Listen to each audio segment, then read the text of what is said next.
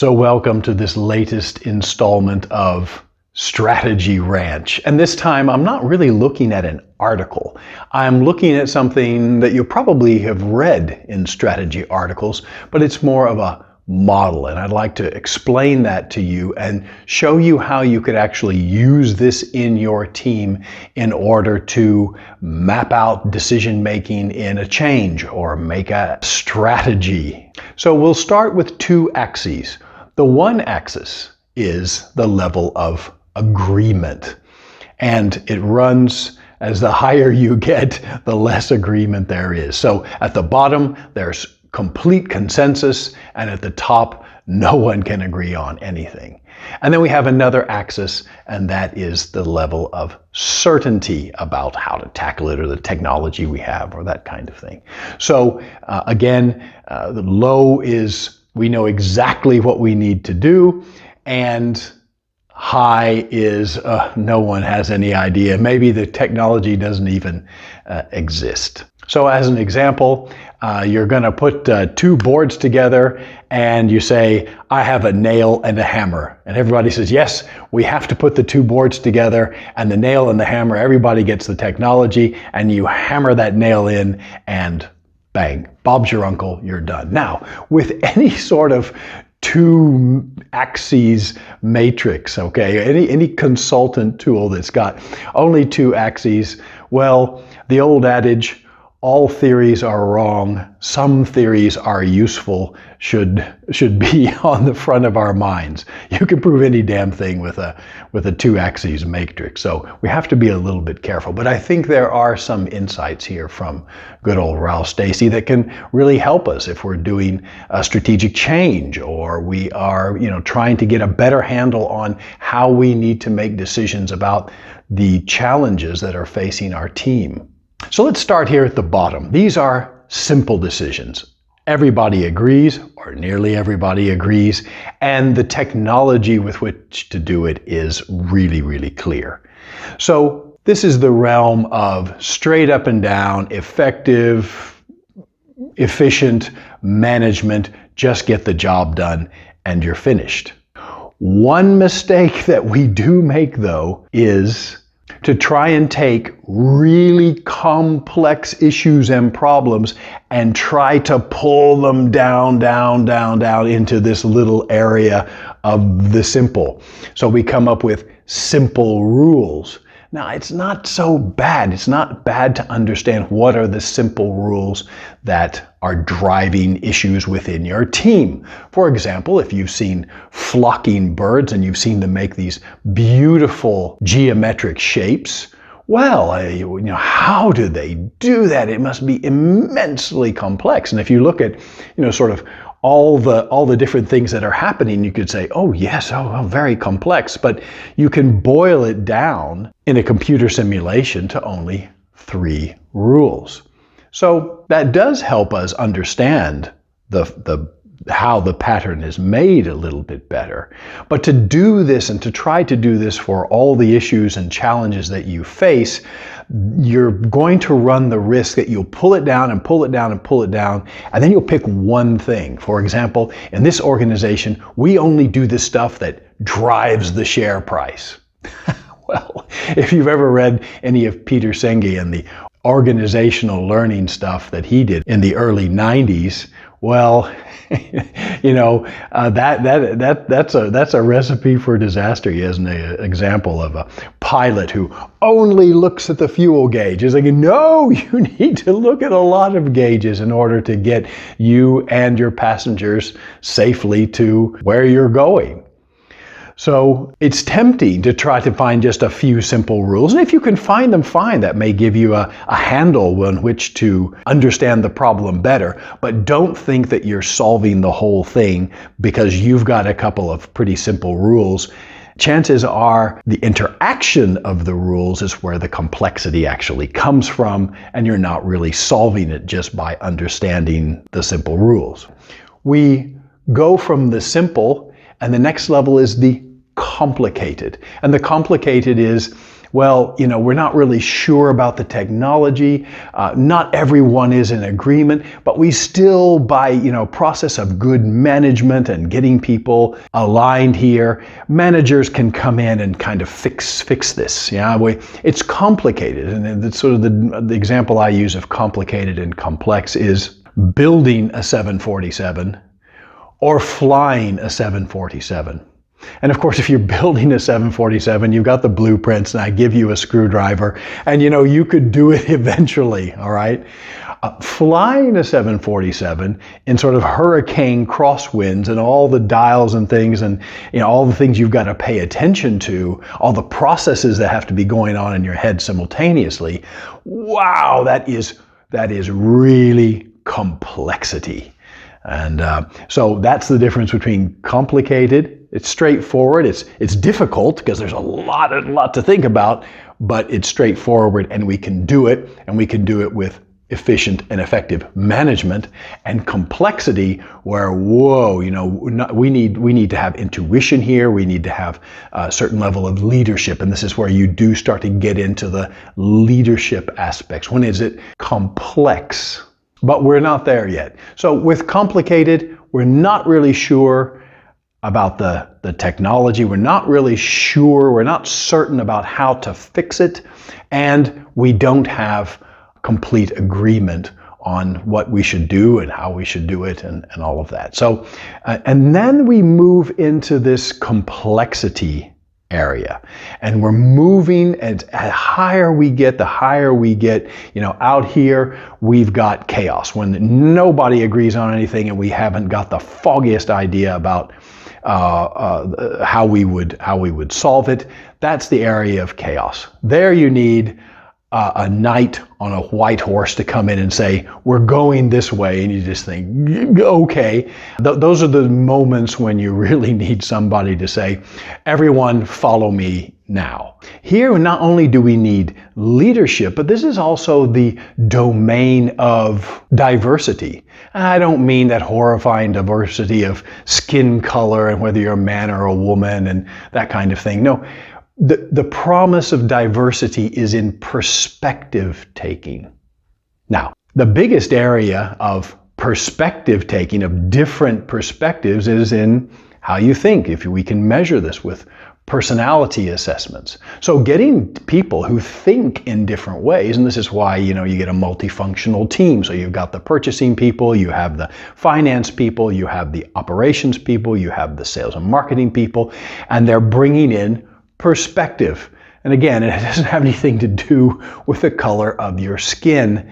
It has to do with how you are thinking about the problem. Now, this is sort of those problems that are highly complicated and those problems that are complex. Here we're going to need leadership, we're going to need perspective taking, because what you probably have here is a wicked problem. And a wicked problem may sound very biblical, but don't worry about that too much. A wicked problem is a real thing. Go ahead and Google it. There's a nice Wikipedia page on it. But a wicked problem is one that is characterized by some really horrifying things, therefore the wicked. For example, a wicked problem is one that you don't really know what the problem is until you apply a solution. Have you ever had one of those? We thought we knew, and we went in and we applied a solution and something popped out here and we thought, we're not even solving the right problem. We didn't even know what the problem was. Oh, it's a completely different problem. And you don't know what the solution is until you've applied the solution. And you have to go back and forth on this, and it's a very dicey thing. And so those are typical aspects of a wicked problem. And of course, wicked problems, they pop up and they look like old problems you've had, but they're not. They look like old problems, and you think, we'll apply that same solution that we did back in 1994, and it's not going to work.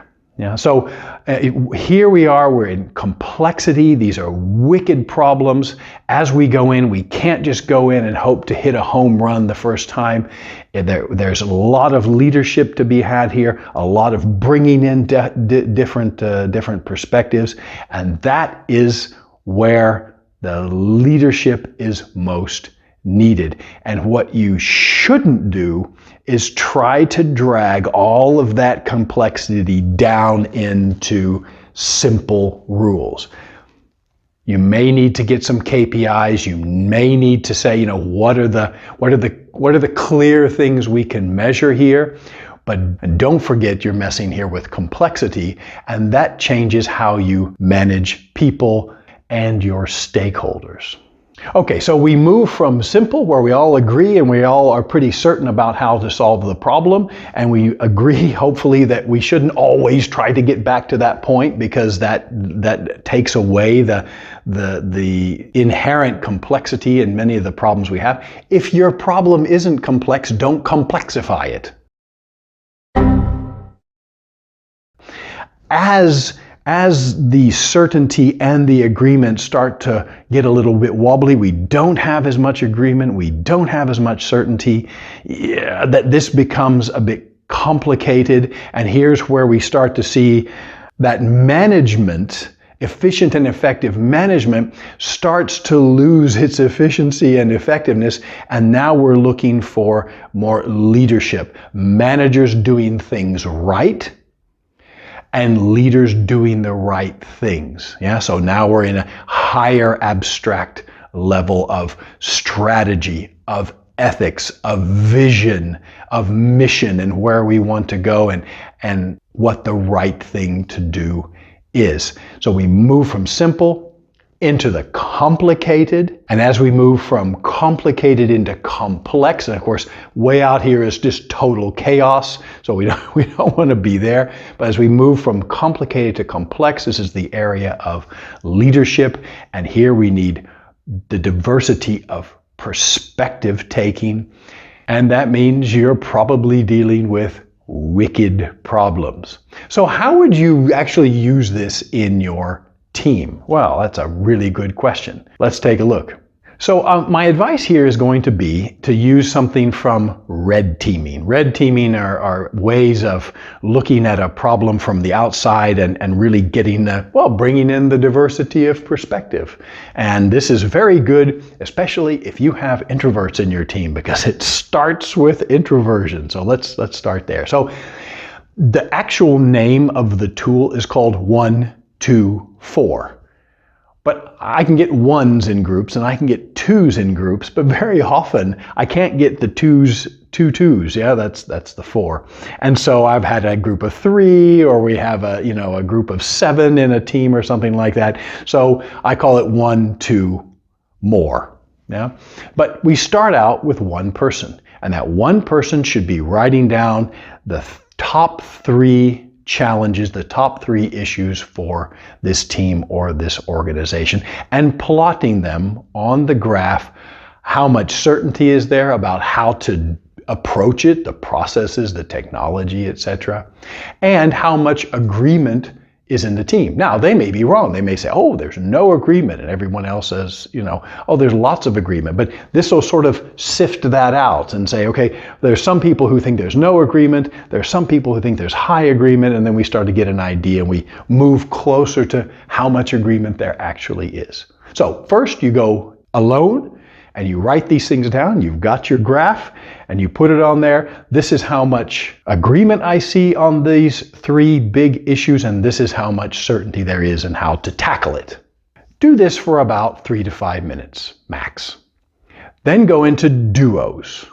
So I would sit down with someone else and say, these are my 3 issues and how I see them in the complexity model. And the other person says, well, I see completely different ones, or yes, there's an overlap between what we see, but I see an additional one here. And so you explain to each other what's going on in your head, why did you choose those, and you come as a duo, you come with your own set of 2 or 3.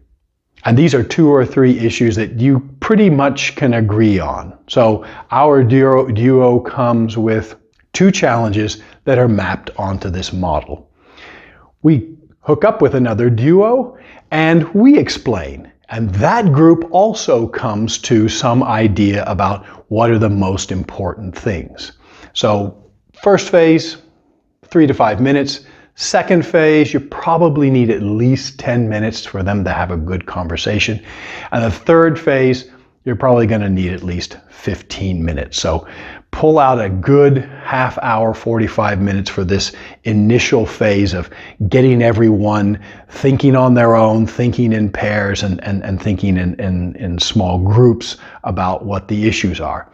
Now, those groups of 4 should come with 3 to 5 issues. No more than that. And I always go for the lower and, come out of the individual phase with 3 issues, come out of the duo phase with 2 issues, come out of the small group phase with 3 issues. It makes it all much more manageable. But maybe you've got lots of things on the boil, so I don't limit it because I'm looking at it from a process point of view. Now, once these small teams have their ideas, they should go up to a whiteboard or a flip over and just draw this on there and say, these are the issues we see, this is where they are on agreement, this is where they are on certainty, and this is why we think that.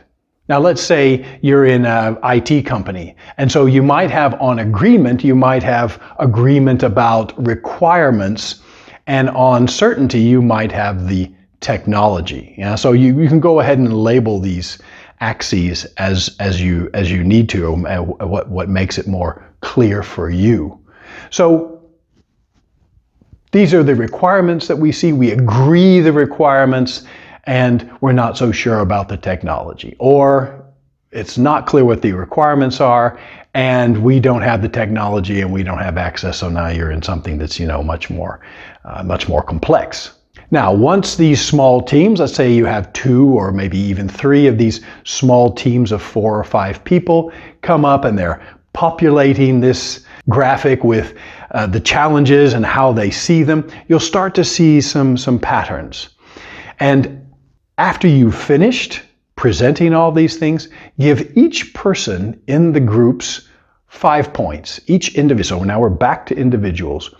5 points. Now, they can take those 5 points and they're basically voting and saying, this is the one that we really, really, really need to tackle now. This is the most important one of the issues that we need to tackle now. We understand it. We understand the complexity. We understand the level of agreement. We understand the level of certainty about how to fix it. All 5 of my points go there. Or you could put your 5 points on 5 different things. Point is that we get some kind of prioritization within the group. And we see that, wow, we've got this issue has got 25 points, this one has 20, this one has 18, and the rest have, a dribble, two or 3 points each. And now you've got an agreed priority within the group. So you've come to some kind of agreement by using this 1, 2, and more technology in order to do that. Okay.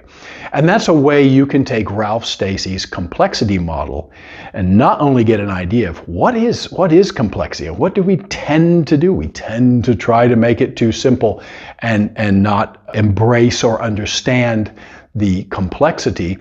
And there's a moment when we need the diversity of opinion and diversity of perspective.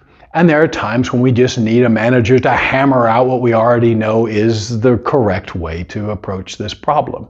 So I hope this has been a helpful insight for how do we look at the complexity of decision making and how might you use this within your team in order to understand your challenges and what your priorities should be within those challenges better.